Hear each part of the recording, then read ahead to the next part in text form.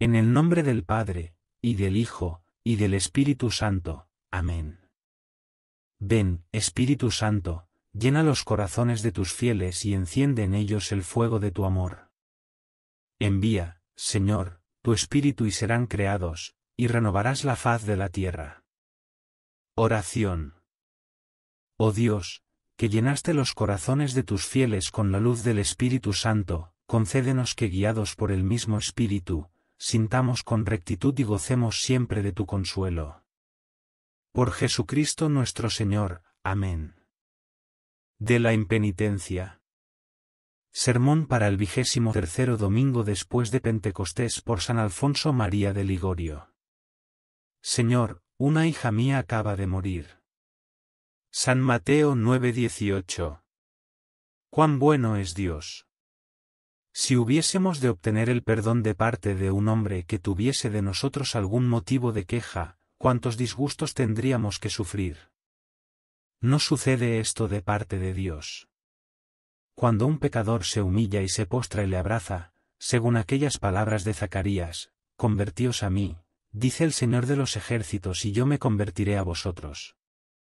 Pecadores, dice el Señor, si yo os volví las espaldas es porque vosotros me las volvisteis primero. Tornad a mí, y yo tornaré a vosotros y os ofreceré mis brazos. Cuando el profeta Natán reprendió a David de su pecado, éste exclamó, he pecado contra el Señor, y Dios le perdonó inmediatamente, como le anunció el profeta por estas palabras, el Señor, por su parte ha perdonado tu pecado.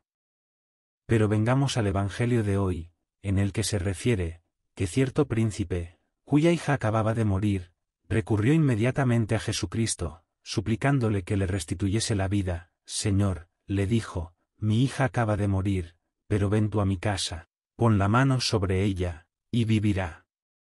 Explicando este texto San Buenaventura, se vuelve hacia el pecador y le dice, tu hija quiere decir tu alma, que ha muerto por la culpa, conviértete presto. Amados oyentes míos, esa hija es vuestra alma que ha muerto por el pecado, convertíos a Dios, mas hacedlo presto, porque si tardáis y diferís la conversión de día en día, la cólera celeste caerá sobre vosotros, y seréis precipitados al infierno. Este es el objeto de la presente plática. En él os haré ver. Punto primero. Peligro que corre el pecador que tarda en convertirse. Punto segundo. El remedio que debe emplear el pecador que quiere salvarse. Punto primero. Peligro que corre el pecador que tarda en convertirse. San Agustín dice, que hay tres especies de cristianos. Los primeros son aquellos que han conservado su inocencia después del bautismo. Los segundos, los que después de haber pecado se convirtieron, y perseveraron en estado de gracia. Y los terceros pertenecen todos aquellos que cayeron y recayeron en el pecado, y llegan a este estado a la hora de la muerte. Hablando de los primeros y de los segundos, asegura que se salvarán, mas en cuanto a los terceros, dice que nada presume y que nada promete, y por estas palabras da claramente a entender, que es muy difícil que se salven. Santo Tomás enseña, que el que está en pecado mortal no puede vivir sin cometer otros pecados. Y antes que lo dijo San Gregorio, el pecado que no se borra con la penitencia arrastra otro pecado con su misma malicia, de donde resulta, que no solamente es pecado, sino causa del pecado, y conforme San Antonino con esta idea, dice, que aun cuando el pecador conozca el bien que es estar en gracia de Dios, sin embargo, como se haya privado de ella siempre recae, por más que se esfuerce por no recaer. ¿Y cómo podrá dar fruto el sarmiento que está separado de la vid? Pues todos los hombres que se hallan en pecado, son otros tantos sarmientos de la vid, esto es de Jesucristo. Por esta razón nos dice el Señor, al modo que el sarmiento no puede de suyo producir el fruto, si no está unido con la vid, así tampoco vosotros, si no estáis unidos conmigo por la gracia. Pero yo, dicen algunos jóvenes, quiero consagrarme presto al servicio de Dios. Esta es la falsa esperanza de los pecadores, que los conduce a vivir en pecado hasta la muerte, y luego al infierno. Tú, que dices que luego te convertirás a Dios, respóndeme, ¿quién te asegura que tendrás tiempo para hacerlo, y que no te sorprenderá una muerte repentina que te arrebate del mundo antes de poder practicarlo. Esta posibilidad manifiesta San Gregorio donde dice, el Señor que prometió el perdón al que se arrepiente de su culpa, no prometió conceder tiempo para convertirse al que quiere perseverar en el pecado. Asegura el pecador que se convertirá después, pero Jesucristo afirma, que no nos corresponde a nosotros el saber los tiempos y momentos que Dios tiene reservados a su poder soberano. San Lucas escribe que nuestro divino Salvador vio una higuera que no había dado fruto en 3 años seguidos. Por lo cual dijo al que cultivaba la viña, córtala, ¿para qué ha de ocupar terreno en balde? Tu pecador, ¿qué dices que después te dedicarás al servicio de Dios? Respóndeme, ¿para qué te conserva vivo el Señor? ¿Acaso para que sigas pecando? No, sino para que abandones el pecado y hagas penitencia. Y ya que no quieres enmendarte, diciendo que después lo harás, teme no sea que diga el Señor, córtale, pues, ¿para qué ha de vivir en la tierra? ¿Acaso para seguir ofendiéndome? Ea. Cortadle presto y echadle al fuego, porque es árbol que no da fruto. Mas supongamos que el Señor te dé tiempo para convertirte, si no lo haces ahora, ¿lo harás acaso después? Sepas que los pecados son otras tantas cadenas que sujetan al pecador, y le impiden entrar por el camino de la gracia. Hermano mío, si no puedes romper las cadenas que te atan al presente, podrás por ventura, romperlas después, cuando sean más fuertes por los nuevos pecados que cometas. Esto mismo demostró el Señor un día al abad Arsenio, como se refieren las vidas de los padres. Para darle a entender a dónde llega la locura de los que dilatan la penitencia, le hizo ver un etíope que no pudiendo levantar del suelo un haz de leña, él seguía aumentándolo, por lo cual le era imposible levantarlo. Y luego le dijo, lo mismo hacen los pecadores, desean verse libres de los pecados cometidos, y cometen otros nuevos. Estos nuevos pecados los inducen luego a cometer otros de mayor malicia, y en mayor número. Vemos el ejemplo de esto en Caín, que, primeramente, tuvo envidia a su hermano Abel, luego le aborreció, después le mató, y últimamente, desesperó de la divina misericordia, diciendo, mi iniquidad es tan grande, que no merece perdón. Del mismo modo Judas, primeramente, cometió pecado de avaricia, después entregó a Jesucristo, y, últimamente, se quitó la vida. Todos estos efectos son del pecado, porque atan al pecador, y le esclavizan de tal modo, que el desgraciado conoce su ruina y la busca. Los pecados, además, agravan tanto al pecador, que no le permiten pensar en el cielo ni en su salvación eterna. Dominado de esta idea David, exclamaba, mis maldades sobrepujan por encima de mi cabeza, y como una carga pesada, me tienen agobiado. Viéndose en semejante estado el desgraciado pecador, pierde el uso de la razón, no piensa sino en los bienes de la tierra, y se olvida del juicio divino, como dice Daniel por estas palabras, perdieron el juicio, y desviaron sus ojos para no mirar al cielo, y para no acordarse de los justos juicios del Señor. Su ceguedad llega hasta el punto de odiar la luz temiendo que la luz turbe sus indignos placeres, porque quien obra mal, aborrece la luz, como dice San Juan.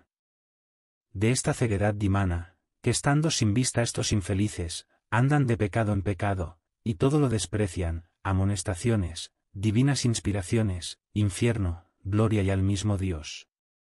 Porque como se lee en los proverbios, de nada ya hace caso el impío cuando ha caído en el abismo de los pecados. Dice Job, me ha despedazado con heridas sobre heridas, el cual gigante se ha arrojado sobre mí. Cuando el hombre vence una tentación, adquiere mayor fuerza para vencer la segunda, y el demonio la pierde. Pero, al contrario, cuando cede a la tentación, el demonio adquiere fuerzas de gigante, y el hombre queda tan debilitado, que no tiene fuerzas para resistirlo. Al sentirse uno herido de la mano del enemigo, le faltan las fuerzas, si luego recibe otra, queda tan debilitado, que ni siquiera podrá defenderse. Pues esto mismo sucede a los necios que dicen, después me dedicaré al servicio de Dios.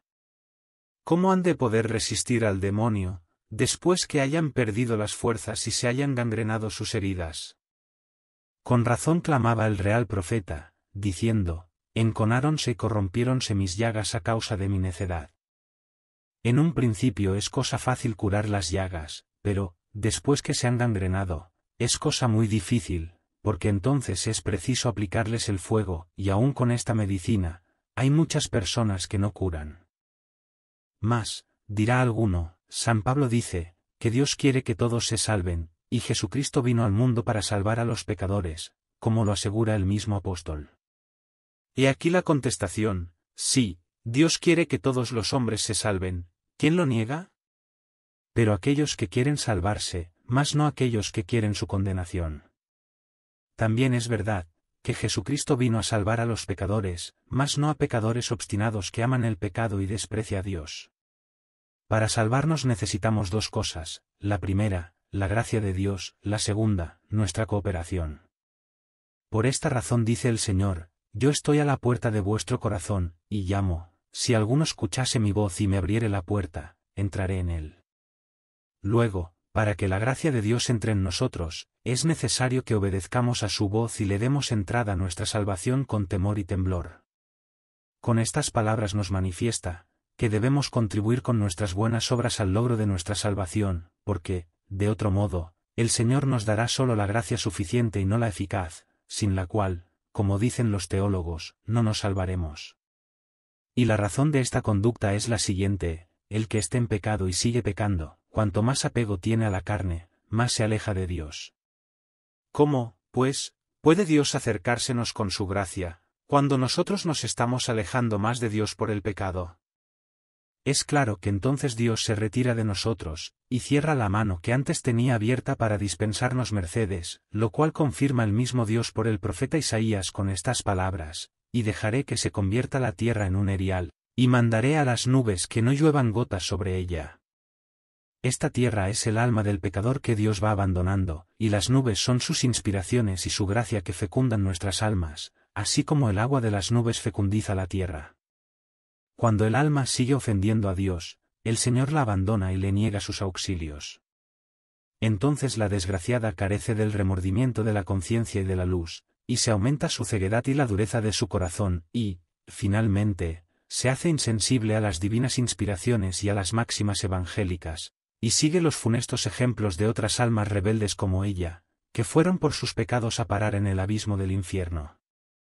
A pesar de todo esto, el pecador obstinado suele decir, mas, ¿quién sabe si Dios se apiadará de mí, como ya lo ha hecho con otros grandes pecadores? Pero a esta pregunta responde San Juan Crisóstomo de este modo, dices, que quizá se apiadará. ¿Por qué dices quizá? Es cierto que sucede alguna vez, pero piensa que tratas de la salvación de tu alma.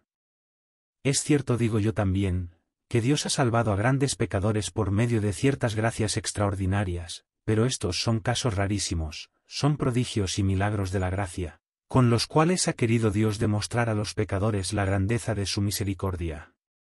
Y, regularmente, con aquellos pecadores indecisos que no acaban a determinarse, se determina el mismo Dios a enviarlos al infierno, con arreglo a las amenazas que les ha hecho Dios tantas veces, como consta en la Sagrada Escritura.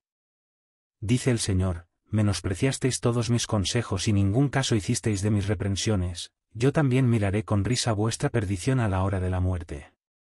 Y añade, entonces me invocarán, y no les oiré. Dios sufre las ofensas, mas no las sufre siempre, y cuando llega el momento de castigarlas, castiga las pasadas y las presentes. Cuanto más tiempo ha esperado el pecador negligente, con tanta mayor severidad le castiga después, como dice San Agustín, el pecador que promete convertirse y no se convierte por negligencia, se hace indigno de la gracia de una verdadera conversión. Empero, Dios está lleno de misericordia, dice el pecador. Cierto que está lleno de misericordia, pero no obra sin razón ni juicio. El usar siempre de misericordia con el que quiere seguir ofendiéndole, no sería bondad en Dios, sino estupidez. Y el Señor dice por San Mateo, ¿has de ser tú malo porque yo soy bueno? El Señor realmente es bueno, pero también es justo, y por lo mismo nos exhorta a que observemos sus mandamientos si queremos salvarnos. Si Dios tuviese misericordia de los buenos y de los malos, de modo que concediese la gracia de convertirse indistintamente a todos antes de morir. Esta manera de obrar sería hasta para los buenos una grande tentación de perseverar en el pecado. Mas no lo hace así, sino que cuando ha apurado su misericordia, castiga y no perdona. En el invierno no se puede trabajar por el frío, y el sábado porque lo prohíbe la ley. Las palabras de San Mateo significan que vendrá tiempo para los pecadores impenitentes, que querrán dedicarse al servicio de Dios, y se lo impedirán sus malos hábitos. Punto segundo. El remedio que debe emplear el pecador que quiere salvarse. Preguntó uno a Jesucristo, cuando iba enseñando por las ciudades y aldeas de camino para Jerusalén: Señor, ¿es verdad que son pocos los que se salvan? Él en respuesta, dijo a los oyentes: procurad entrar por la puerta angosta, porque os aseguro que muchos buscarán cómo entrar, y no podrán. Dice el Señor por estas palabras, que muchos quieren entrar en el cielo, mas no entran. ¿Y por qué no entran? Porque quieren entrar sin incomodidad, y sin hacerse violencia para abstenerse de los placeres. La puerta del cielo es angosta, y es menester fatigarse y esforzarse para entrar en ella. Y debemos persuadirnos, que no siempre podremos hacer mañana lo que podremos hacer hoy. El no creer esta verdad es lo que conduce a tantas almas al infierno. El alma que hoy es fuerte, mañana será más débil, como hemos dicho antes, estará más obcecada y más dura, le faltarán los auxilios divinos, y de este modo morirá en su pecado. Puesto que conoces, oh pecador, que es necesario dejar el pecado para salvarte, ¿por qué no lo dejas en el instante que Dios te llama? Si le has de dejar alguna vez, decía San Agustín, ¿por qué no le dejas ahora? La ocasión que tienes al presente de poner remedio a tu mala vida, quizá no la tendrás después, y aquella misericordia que Dios usa ahora contigo, quizá no la usará mañana. Por tanto, si quieres salvarte, haz presto lo que tendrías que hacer tarde. Confiésate cuanto antes puedas, y teme que cualquier tardanza puede causar la ruina de tu alma. Escribe San Fulgencio: si estuvieses enfermo, y el médico te ofreciese un remedio seguro para sanarte, ¿dirías acaso entonces, no quiero sanar ahora porque espero sanar mañana? Y cuando se trata de la salud del alma, hemos de querer perseverar en el pecado, diciendo: espero que Dios también será misericordioso conmigo mañana. Y si el Señor no quiere serlo mañana por sus altos juicios, ¿cuál será tu muerte? ¿No quedarás condenado para siempre? He ahí por qué nos dice el apóstol, que obremos el bien mientras tenemos el tiempo. Y por lo mismo nos exhorta el Señor a estar en vela y defensa de nuestras almas, porque no sabemos cuándo ha de venir a tomarnos cuenta de nuestra vida. Tengo siempre mi alma en la mano, en un hilo, decía el real profeta. El que lleva en un dedo un diamante de gran valor, mira en cuando su mano para asegurarse si está allí el diamante. Pues el mismo cuidado debemos tener de nuestra alma, que es el diamante más precioso que poseemos. Y si por desgracia la perdemos por algún pecado, debemos tomar inmediatamente todas las medidas para recobrarla, recurriendo a nuestro divino Salvador, como lo hizo la Magdalena, que corrió a postrarse a los pies de Jesucristo, luego que conoció el estado en que se hallaba, y lloró hasta obtener el perdón. Escribe San Lucas: sabed, pecadores, que la segur de la justicia divina está amenazando al que vive en pecado. Temblad del golpe que va a descargar su venganza. Pero al mismo tiempo, alentaos almas cristianas, y si os domina algún mal hábito romper sin tardanza sus ligaduras, y no seáis esclavas del demonio. Oh hija de Sión, que vives cautiva. Dice Isaías a las almas de los pecadores: sacude de tu cuello el yugo. Y San Ambrosio añade: has puesto el pie sobre la boca del volcán, que es el pecado que conduce a la puerta del infierno, levántate y retrocede, porque de otro modo caerás en un abismo de donde no podrás salir. Yo tengo un mal hábito que me domina, exclama el pecador. Pero si tú quieres dejar el pecado, ¿quién te obligará a pecar? Todos los malos hábitos y todas las tentaciones del infierno se vencen con la gracia de Dios. Encomiéndate a Jesucristo, pídele su amparo, y Él te dará fuerzas para vencer. Cuando, empero, te veas en alguna ocasión próxima de pecar, es necesario que se evite prontamente, porque, de otro modo, volverás a caer. San Jerónimo dice, que no debemos detenernos a desatar la tentación, sino que debemos cortarla de un golpe. Ve presto, hermano mío, a buscar un confesor, y él te dirá lo que debes practicar. Y si por desgracia cometieses después algún pecado mortal, confiésale aquel mismo día, o aquella noche si puedes. Escucha, finalmente, lo que ahora te digo, Dios está dispuesto a socorrerte, y tu salvación depende de ti. Tiembla, pues lo cristiano, porque estas palabras mías te atormentarán como otras tantas espadas por toda la eternidad en el infierno si ahora las desprecias. Dios te salve, María, llena de gracia, el Señor es contigo. Bendita eres entre todas las mujeres y bendito es el fruto de tu vientre, Jesús. Santa María, Madre de Dios, ruega por nosotros pecadores ahora y en la hora de nuestra muerte. Amén. San Alfonso María de Ligorio, ruega por nosotros.